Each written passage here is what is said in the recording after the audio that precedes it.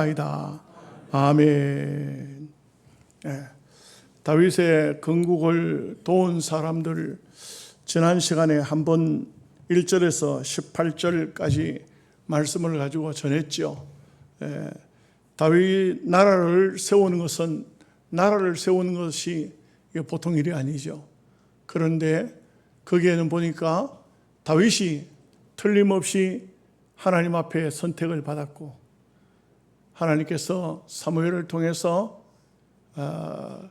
그 이세 아들 다윗에게 기름을 부어라 이렇게 말씀하셔서 그 집에 8명의 아들이 있었지만 7명의 아들이 사무엘 앞을 다 지나가도 아니다 8번째 아들한테 와서는 하나님께서 이가 그니 기름을 부어라. 하나님이 정확하게 다윗이라는 것을 정확하게 밝혀주셨고 기름을 부었습니다. 그래서 다윗이 이스라엘의 임금이 될 것은 이미 사울이 살아있는 때 그때 기름을 부은 겁니다. 이 다윗 나이가 그때의 나이가 17살밖에 안 돼요. 17살밖에 안 되고 지금 오늘 이 다윗의 나라가 건국되어질 때 나이가 40이라고요. 그러면은 23년의 세월 동안 다윗이 어떻게 살았는가? 참으로 인간적으로 생각하면은 하나님께서 내게 선지자를 통해서 기름 부었고 내 주변에 아주 유능한 사람들이 많고 사울은 미쳤으니 얼른 뒤집어 버리고 얼른 그냥 끌어엎어 버리고 내가 왕이 돼서 이 백성을 편안하게 해야지. 이 백성을 올바르게 참 하나님 앞으로 인도해야지. 얼마든지 그런 생각할 수도 있겠죠. 얼마든지 그럴 생각할 수도 있겠지만 다윗은 그러지 않았어요. 다윗은 절대로 인간적인 방법을 취하지 않았어요. 다윗은 오직 때를 기다렸고 그리고 보면은 다윗이 생각한 때는 어째 보면은 굉장히 늦는 것 같아요. 모든 환경이 사울은 이미 아마 하나님을 떠나 사는 귀신이 그냥 와서 그를 사로잡는 그런데도 불구하고 다윗은 사울을 넘어뜨리거나 또 거꾸로 때리고 자기가 왕이 되겠다고 하지 않았어요. 최종적으로 보면은 블레셋 군인들이 쳐들어와서 사울을 죽였습니다만 결국은 이방 나라에 의해서 나라가 망했습니다만 다윗은 그렇게 기다렸던 것을 기다려서 이루었던 것을 볼 수가 있죠. 그래서 하나님의 뜻을 기다린다는 것은 하나님의 때를 찬다는 것은 굉장히 중요합니다. 굉장히 중요합니다. 하나님의 때를 기다림, 하나님의 뜻을 찾음, 이거 굉장히 귀중합니다. 우리가 작은 일을 하든지 큰 일을 하든지 어떤 일이든지 간에 하나님의 뜻이 무엇일까? 하나님의 뜻을 찾고 그 뜻을 따라서 순종하며 사는 삶은 굉장히 중요합니다. 그래서 이 다윗은 보면은 인간적으로 보면 참 많은 어려움을 겪었어요. 여러분 한번 생각해 보십시다. 다윗 곁에 앞에서도 말씀을 보았듯이 굉장히 훌륭한 장수들이 많았어요. 요압이나 아비새나 수많은 장수들이 있었고 이런 사람들을 보면은 특별히 다윗이 세용사, 다윗 밑에 다윗의 세용사 이런 사람들은 일당 100이 아니고 일당 300일 정도로 어마어마한 사람.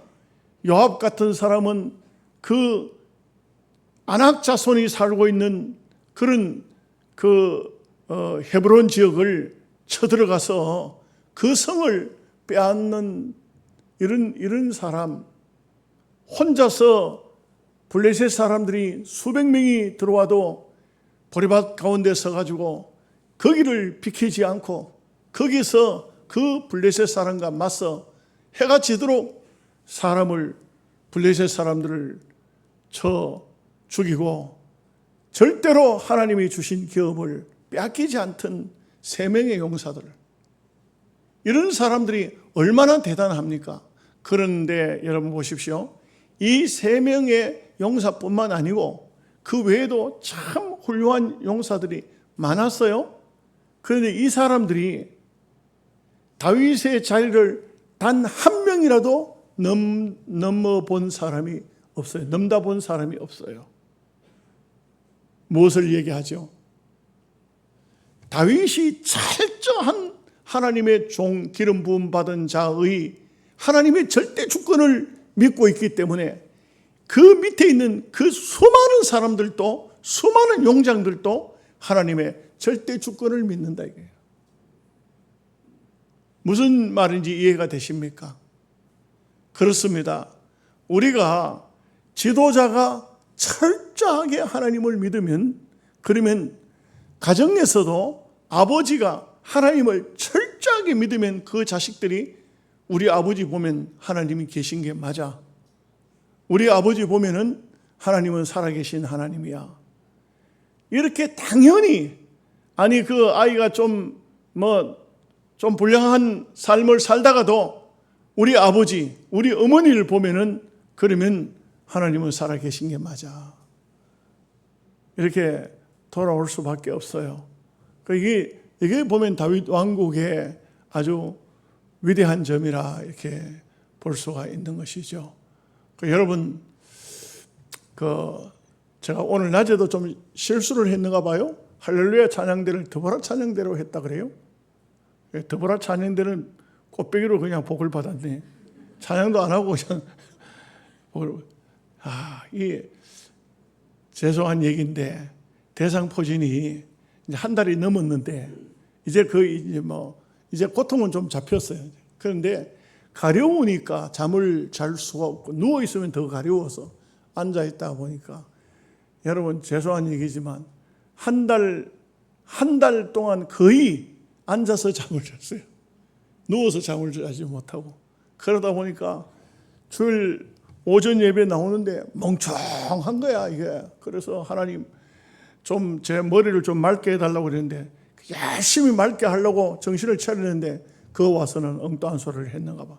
나도 몰랐어요. 집에 가니까 집사람이 얘기를 해. 그래서 아이고 오늘 더보라 찬양대가 복을 꽃배기로 받았구만. 어쩔 수 없더라고. 사람은 다 때가 되면 다 약해져 가고 다 시들어져 가고, 그래서 우리 총회가 70으로 정년을 정한 이유가 있는 것 같아요. 우리 김종준 목사가 총회장을 하면서 연장하자 가지고, 연장 하면 안 돼. 지금도 희미한데 그 연장해 놓으면 어떻게 돼 그럼? 이렇게 이제 얘기하는 거예요. 그걸 볼 때에 참 다 하나님 정한 때가 있고, 또 그 정한 때에 저 같은 경우는 조금 여유가 있습니다만, 그러나 그것은 하나님께서 제게 어떤 마음에 하나님의 은혜를 베풀어 주시면 또 하나님의 뜻 따라서 갈 것입니다. 결코 인간적인 생각하지 않고 하나님이 왜 나에게 이러한 형편 속에 이러한 삶을 주셨는가, 모든 것은 하나님의 뜻에 맡기고 하나님의 뜻을 따라서 살아야 되겠다는 것은 저의 생각입니다.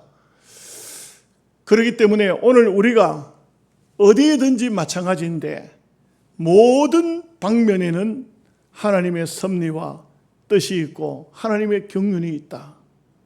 이거 하나님의 경륜을 거스르는 것은 하나님이 원하는 것이 아니에요. 하나님께서 뭘 주셨으면 거기에 대한 책임이 있는 거예요. 그 책임을 회피해도 안 되고 버려도 안 됩니다. 책임을 남에게 전가해도 안 되고 떠넘겨도 안 됩니다. 내게 주신 하나님의 책임이 있으면 또 그 책임은 자기가 잘 하나님께서 주신 방법대로 관리를 해야 되고, 최선을 다해서 하나님께서 주신 이 귀중한 책임을, 사명을 감당해야 된다는 것이 이 다윗 왕국을 통해서도 우리가 배울 수 있는 것입니다. 아니 다윗 왕국뿐만 아니고요. 성경을 보면 다 그렇게 돼 있어요. 모든 성경은, 모든 말씀은 보면요, 다 보면은 하나님을 중심으로 어떻게 살아야 되는가 하는 것을 말씀하고 있어요. 제가 오늘 낮에 지난주에 인사했던 여준사님 얘기를 하면은 혹시라도 초신자들이 마음에 충격을 받을까 봐 얘기를 해야 되지 않느냐 하는데 안 했습니다. 그래서 지난 주일날 한 주 예배를 참석하고 우리 김성우 목사님이 연락이 왔는데 주일날만 들어오겠다. 주일날만 들어와서 주일학교 설교만 하고 예배가 끝나면 가겠다. 그러면 대구에서 바쁜 일이 있습니까? 없습니다. 그러면 대구 가서 뭐 합니까? 놉니다.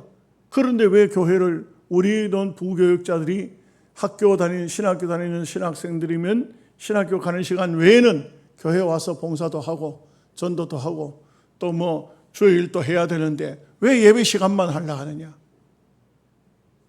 자기는 거기서 예배 시간 외에 봉사하지 않으려고. 그거는 주의 일이 아니죠.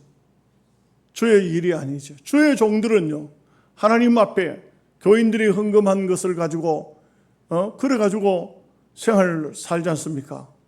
그렇기 때문에요, 죄송한 얘기입니다만 목사는요, 목사 몸이 제게 아니에요. 첫째는 하나님의 것이고 두 번째는 영양서북교회의 것이에요. 여러분, 죄송한 얘기지만 제가 변명하려고 하는 얘기 아니에요. 저는요, 걸을 수 있으면 교회 옵니다. 숨 쉴 수 있으면 설교하러 옵니다. 절대 피곤하다고 힘들다고 몸이 아프니까 부목사님 그런 일이 없습니다. 그거는 생각지도 않습니다. 그런 마음은 가지지도 않습니다. 밤새도록 아파 꼴꼴 앓았다 할지라도 맹시간 되면 성경 찬송 들고 하나님 말씀을 들고 강단에 서는 겁니다. 왜? 그게 나의 일이니까. 이걸 내가 내 편한 대로 할 것 같으면 그건 주의 일이 아니죠. 절대 그렇습니다. 우리가 우리 교회도 이렇게 부교육자들이 있습니다만 어떤 마음을 가지고 어떻게 생활을 하는지는 잘 모르겠어요. 그러나 저는 적어도 그런 마음을 가지고 있습니다. 우리 권종일 전사가 이제 사면하고 마지막에 이제 인사를 하면서 제가 그런 얘기를 해요. 목사님, 제가 영양서북교회가 첫 목회지인데 저는 목사님을 통해서 코로나 시대를 겪어오면서 목사가 어떻게 해야 되는지 하는 것을 배웠습니다. 너무 목사님께 배운 이 목사의 삶이 어떠해야 되는가 하는 것을 배우고 너무 감사하게 생각합니다 하면서, 그래서 그래, 고맙다, 좋게 생각해 주고 좋은 것을 배우겠다 하니까 너무나 고맙다 그랬습니다. 참 눈물로 기도해 주고 눈물로 또 제가 고백을 하고 이렇게 했습니다. 다 그렇습니다. 우리가 주의 일이라는 것은, 하나님의 일이라는 것은 육신적으로 생각하고 육신적으로 말하고 육신적으로 행동하는 것은 하나님의 일이 아닙니다. 어떤 경우라도 하나님이 원하시는 방법, 이게 바로 하나님의 나라를 건설하는 방법이고, 이 하나님의 나라가 하나님의 교회예요. 하나님의 교회입니다. 그래서 하나님의 교회가 적든지 크든지 간에 하나님의 뜻을 따라 살면 하나님의 나라는 단단한 나라가 되는 것입니다. 아주 복되고 거룩한 나라가 되는 것입니다. 자, 오늘 말씀 보시도록 하겠습니다. 19절 말씀 다 함께 같이 읽겠습니다. 다윗이 전에 블레셋 사람들과 함께 가서 사울을 치러 할 때에 므낫세 지파에서 두어 사람이 다윗에게로 돌아왔으나 다윗 등이 블레셋 사람들을 돕지 못하였으면 블레셋 사람들의 방백이 서로 의논하고 보내며 이르기를 그가 그의 왕 사울에게로 돌아가리니 우리 머리가 위태할까 하노라 함이라. 여러분, 여기 이 말은 아주 다윗이 굉장히 마음에 시험이 왔을 때요. 다윗이 최고로 시험이 들었을 때, 이때 어떻게 했냐면 블레셋으로 망명했어요. 그 다윗의 마음속에 어떠냐면은 내가 이스라엘 땅에 있다가는 사울 임금의 손에 죽겠구나. 도저히 여기서는 못 살겠다. 블레셋으로 가자. 해가지고 블레셋으로 갔어요. 블레셋 왕 아기스에게 자기 몸을 의탁했습니다. 그 아기스의 신하들이 다윗이 왔다는, 골리앗을 죽인 다윗이 왔다는 얘기를 듣고 이제 긴급 참모 회의가 열린 겁니다. 아기스를 비롯한 모든 대신들이 모인 장소에서 자, 이스라엘의 군대 장관도 하고 천부장도 했던 다윗이라는 사람이 망명해 왔다. 어떻게 할 거냐 할 때에 한 신하가 하는 말이 죽여버립시다. 저놈은 과거에 골리앗을 죽였던 그런 사람이고 우리한테 왔지만 어느 날 어느 순간인가 우리가 이스라엘과 전쟁할 때 획 돌아서 버리면은 다윗에게 붙어버리면 우리 목숨이 위태로울 겁니다. 오늘 여기서 만난 김에 죽여버립시다. 아기스는 다윗이 왔다는 얘기를 듣고 그러면 다윗을 시켜가지고 사울 이스라엘을 치도록 한번 시켜보자. 이게 맞잖아요. 다윗이 망명에 왔으니까 다윗을 돌려가지고 너 가서 이스라엘을 한번 쳐봐. 이스라엘 쳐봐. 사울의 군대를 한번 쳐봐. 그러면 내가 널 믿어줄게. 이제 이럴 형편이에요. 그런데 마침 아기스의 신하 중에 한 사람이 왕이시여 안 됩니다. 저 사람 우리 편으로 받아 놨다가 우리 목이 달아날 수 있습니다. 골리앗도 죽었는데 우리도 안 죽겠습니까? 오늘 온 김에 잘 왔습니다. 잡아가지고 죽여버립시다. 그랬을 때 다윗이 얼마나 급했던지 그때 갑자기 생각난 게 뭐냐면은 미친 사람이 생각났어요. 그래서 아기스가 다윗을 보려고 나오는데 다윗이 침을 질질질질 흘리면서 대문짝에다가 덩어리를 끓는다고 하고 있는 거예요. 그러니까 아기스가 보더니 아니 블레셋에 미친 사람이 없어서 이렇게 이스라엘에 미친 놈까지 데려왔냐. 당장 쫓아내라. 미친 놈을 그렇잖아요. 한 나라의 임금이 또 어떤 그러한 사람들이 미친 사람을 죽이려고 하지는 않거든요. 그러니까 당장 쫓아내라. 그래서 다윗이 쫓겨납니다. 그러나 이것은 참으로 놀라운 하나님의 은혜였죠. 다윗은 실수했지만 하나님께서는 그 위기를 벗어나게 했다 이거죠. 그런데도 불구하고 놀랍게도 이렇게 다윗이 참 마음이 무너지고 이렇게 약해졌을 그때도 하나님께서 사람을 보내주셨다. 사람을 보내주셨다는 건 뭘 의미하고 있습니까? 다윗아, 너무 그렇게 조급하지 마라. 지금 힘들어도 참아라. 내가 너와 함께 한다. 이게 사람을 보내주더니 사람을 붙여주더라 이 말이에요. 이게 참 중요한 것이죠. 우리가 이 땅에 사는 동안 때로 굉장히 힘들고 굉장히 어려울 때 있습니다. 하나님, 정말 나를 버리신 겁니까? 하나님, 왜 이렇게 어렵습니까? 왜 이렇게 힘듭니까? 그런데 가만히 생각해봐. 그 어려울 때, 그 힘들 때 무언가 하나님께서 내가 너를 버리지 않았어. 내가 너를 지금도 사랑해 하는 표시가 나타나요. 뭔가 어디선가 나타납니다. 우리 성도는요, 기도하면서 그런 것을 찾을 줄 알아야 돼. 하나님이 나를 버리신 것이 아니다. 하나님이 나를 지금도 이렇게 사랑하고 계시는구나 하는 것을 깨닫는 것이 중요합니다. 자, 20절 말씀 같이 읽겠습니다. 다윗이 시글락으로 갈 때에 므낫세 지파에서 그에게로 돌아온 자는 아드나와 요사박과 여디엘과 미가엘과 요사박과 엘리후와 실르데니 다 므낫세의 천부장이라. 참 놀랍게도 다윗이 이제 그 블레셋 땅을 벗어나서 시글락으로 갑니다. 가는데 놀랍게도 므낫세 지파에서 뭔 일이 일어났는지 모르지만 아직도 사울이 살아있을 그때인데 여기에 천부장이라고 하면 자기 밑에 1000명씩 거느리고 있는, 이거 말하자면 오늘 한국으로 따지면 군대의 스타들, 별을 다는 사람들이에요. 이 사람들이 쫙 돌아왔어요. 이 놀라운 일이 아닐 수가 없어요. 여러분, 지금요 북한은요 어떤지 아세요? 북한은요 외교관들이 지금 망명해 와요. 남한으로. 외교관들이 막 망명해 와요. 그 아주 고급 장교들도 망명해 와요. 심지어요 김정은이 돈 들고 다니는 놈이 티 뿌렸어. 지금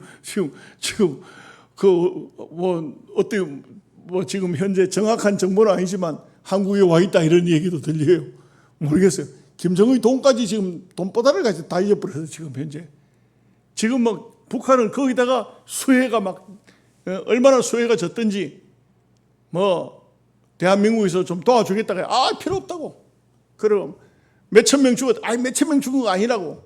그런데 정확지는 않지만, 정확한 정보는 아니지만 그 사람들이 1200명 이상이 죽었을 것이다. 이렇게 막 수혜가 져가지고 지금 북한 땅은 난리 났어요. 일본은 완전 초토화되고요. 낮에도 말씀드렸죠. 중국도 지금 막 절단 났어요. 지금. 예? 이렇게 지금 온 세상이 지금요 완전히 종말을 향해서 가고 있어요. 여기 보면은 여기에 사울에게 있었던 천부장 정도면요 스타들, 별단 사람들이요. 이런 사람들이 다윗에게로 시글락이 있을 때 쫙 몰려왔는데 얼마나 다윗이 고맙던지 그 이름을 다 기록해놨다. 다 기록했대. 사람이 모여들었다. 이게. 자, 21절, 22절 말씀 보겠습니다. 이 무리가 다윗을 도와 도둑대를 쳤으니 그들은 다 큰 용사요 군대의 지휘관이 됨이었더라. 그때의 사람이 날마다 다윗에게로 돌아와서 돕고자 하며 큰 군대를 이루어 하나님의 군대와 같았더라. 그렇습니다. 이방 땅에 가면은 목숨을 부지할까 싶어서 갔다가 하나님께서 아주 큰 어려움에 처한 다윗을 건져주니까 이제 다윗이 이방 땅에 가는 것이 하나님 뜻이 아니구나. 시글락으로 돌아오니까 하나님께서 많은 아주 훌륭한 사람들을 붙여주시더라. 그렇습니다. 어느 나라든지 나라가 되려고 하면은 많은 인재들이 모여드는 것입니다. 인재가 빠져나가면 그 나라는 망해요. 인재가 모여든다는 것은 아주 엄청난 복을 받았다 이렇게 할 수 있습니다. 자, 23절 24절 말씀 읽겠습니다. 싸움을 준비한 군대의 지휘관들이 헤브론에 이르러 다윗에게로 나와서 여호와의 말씀대로 사울의 나라를 그에게 돌리고자 하였으니 그 소요가 이러하였더라. 유다 자손 중에서 방패와 창을 들고 싸움을 준비한 자가 6,800명이요. 이제 그 다음부터는요 25절부터 보면 쭉 보면 어디까지입니까? 쭉 내려가서 37절까지 전부 이제 돌아온 다윗에게로 돌아온 사람들이에요. 근데 여기 이제 보면은 유다 지파는 다윗이 속한 지파고요. 원래 유다 지파에서 7년간 다윗이 왕을 했어요. 자기 지파 안에서만 왕을 했어요. 그리고 여기 보면 조금 여러분들이 알아야 될 게 31절 말씀에 므낫세 반지파 중 므낫세 지파는요 희한하게도 요단강 이쪽에 반지파가 있고 요단강 건너편에 반지파가 있었어요. 그래서 반지파가 18,000명이 있는데 이 사람들이 나중에 이게 보면은 요단강 저편 37절 말씀 보면은 요단 저편 루벤 자손과 갓 자손과 므낫세 반지파, 이거 항상 므낫세 반지파 이런 얘기 나올 때는 반지파는 이쪽에 있고 반지파는 저쪽에 있고. 그런데 사실상 이 여기에 보면 루벤 지파와 갓 지파, 므낫세 반 지파는 약속의 땅이 아니에요. 요단강 저쪽 편은. 그런데도 그 땅이 너무 좋으니까 자기네들이 그 땅에 살겠다고 가나안 땅 점령할 때 졸라서 그 땅을 얻은 사람들이에요. 이 사람들이 그래서 므낫세 반 지파는 항상 보면은 두 번 이렇게 양쪽 이쪽에 있고 저쪽에 있고 이렇게 나오는 것을 볼 수가 있어요. 그 다음에 이제 또 여기서 우리가 중요하게 봐야 될 게 뭐가 있냐면은 그 베냐민 지파 29절 나옵니다. 29절에 보면 베냐민 자손 곧 사울의 동족은 아직도 테반이나 사울의 집을 따르나 그 중에서 나온 자가 3,000명이요. 이게 굉장히 베냐민 지파에서는 굉장히 적은 숫자가 나왔죠. 원래 지파가 작아요. 원래 지파가 작은데 지금 현재 여기 나온 사람들은 어떤 사람들이죠? 헤브론에 다윗을 임금으로 세우고자 나온 사람들이에요.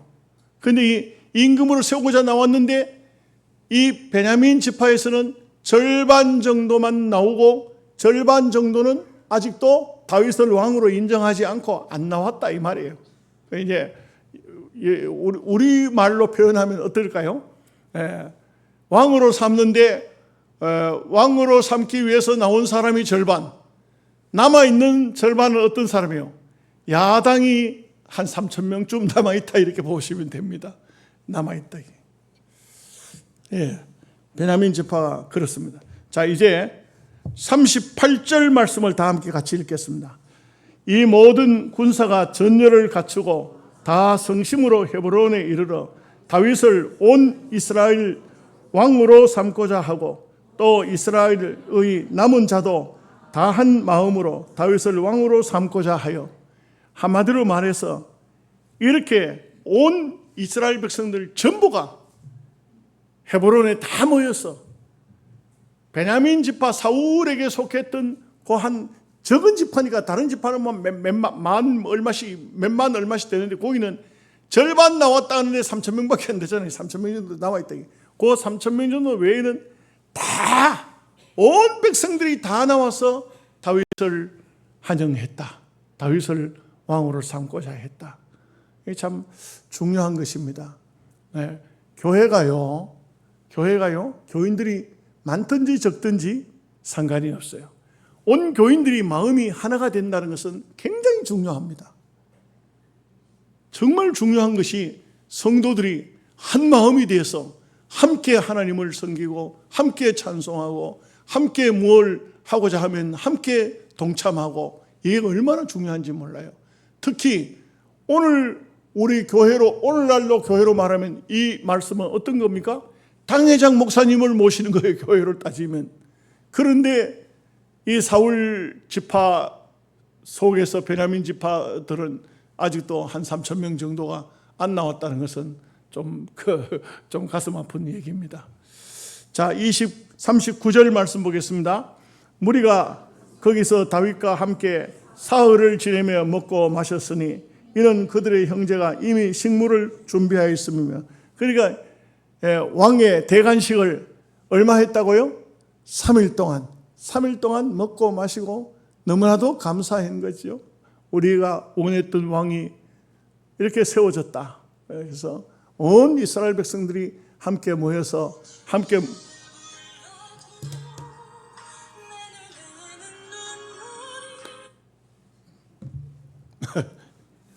죄송합니다.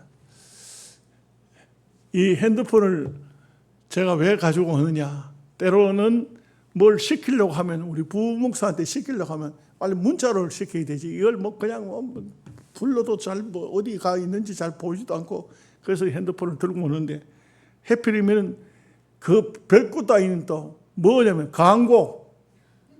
광고해서 이 사람들은 주일날도 없어 해가지고 함께 온 교회가 또 이 민족적으로 볼 때 온 민족이 한 마음이 되어서 한 왕을 모시고 한다는 것은 이거 얼마나 축복된 일이고 아름다운 일입니까? 자, 40절 말씀 봅니다.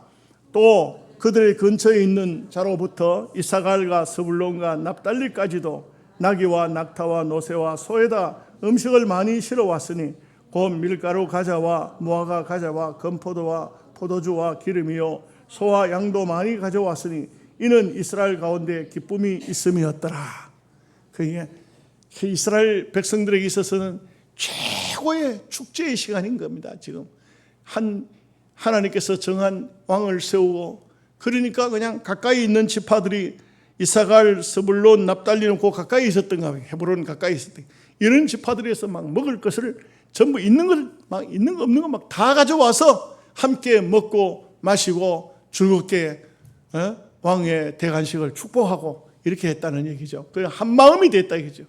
예, 여러분, 이스라엘 나라라는 것은 원래 큰 나라가 아닙니다. 작은 나라지만 마음이 합해지고 한 마음이 되고 하나님이 도우시고 하면 세상 그 누구도 당할 수 없는 그런 아주 강력한 나라가 됩니다. 사실 다윗 왕국을 보면요, 아주 강한 왕국이 돼요. 다윗이 임금이 되어가지고는요, 전쟁을 하면서 한 번도 안 져요. 밑에 장소들도 한번 보십시오. 얼마나 대단한 사람들입니까? 이런 사람들이 인간적으로 하면 옛날 같으면요, 힘 있는 사람이 정권을 잡잖아요. 그런데 이런 사람들은 쿠데타도 안 해요. 전부 다윗에게 순종합니다. 왜 그럴까요? 다윗은 바로 하나님이 세웠다는 것을 그들이 확실하게 알기 때문에, 하나님이 우리 다윗 왕을 우리의 임금으로 세워주셨다 확실하게 믿기 때문에 그들은요, 그렇게 아름다운 믿음의 삶을 또 함께 다윗과 더불어서 다윗 왕국을 만들어간 것입니다. 오늘 우리도 이런 말씀을 통해서 우리도 하나님 나라를 건설하고 세워가는데, 우리도 이와 같은, 내가 아무리 능력이 있다 할지라도 하나님께서 내게 주신 그 직분을 따라서, 하나님께 주신 은혜를 따라서 하나님의 나라를 섬겨나가는데 여러분들이 일조를 다하는 여러분 되시기를 주님의 이름으로 축복합니다. 아멘. 기도하겠습니다. 하나님 아버지, 감사합니다. 다윗이 나라를 건국하는 데 있어서 수많은 사람들이 각 지파 속에서 참 너도 나도 할 것 없이 모두가 모여들어 다윗 왕국을 세워나가는 이런 모습은 너무나도 귀한 모습이요 아름다운 모습이 아닐 수가 없습니다. 오늘